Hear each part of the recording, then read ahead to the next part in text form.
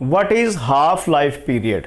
Half life period क्या है students, कि वो वाला टाइम जिसमें 50% रिएक्टेंट्स जो हैं वो कन्वर्ट हो जाते हैं किसमें, प्रोडक्ट्स में, उसे आप क्या बोलते हैं, हाफ लाइफ पीरियड बोलते हैं। हाफ लाइफ जो है वो रिएक्टेंट की इनिशियल कंसंट्रेशन की पावर n-1 के इनवर्सली प्रोपोर्शनल है। ये चीज़ आपने याद रखनी है।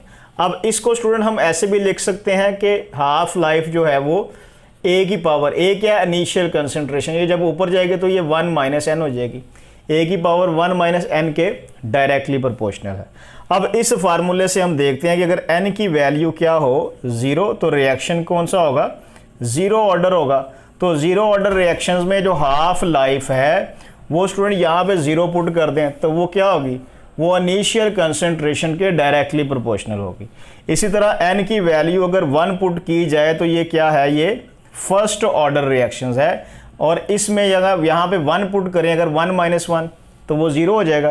तो इसका मतलब है हाफ लाइफ जो है वो इनिशियल कंसंट्रेशन पर डिपेंड नहीं कर रही है। आपने जस्ट ये फार्मूला याद रखना है।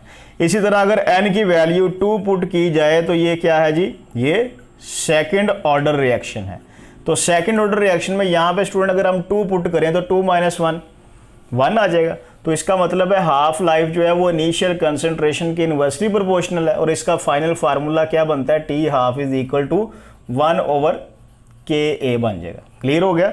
इसी तरह स्टूडेंट अगर n की वैल्यू 3 हो तो ये क्या होगा, थर्ड ऑर्डर रिएक्शन।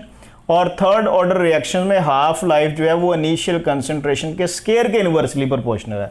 और इसका फाइनल फार्मूला क्या बनता है, half is equal to 1.5 Ka का स्केयर। क्लियर हो गया स्टूडेंट्स।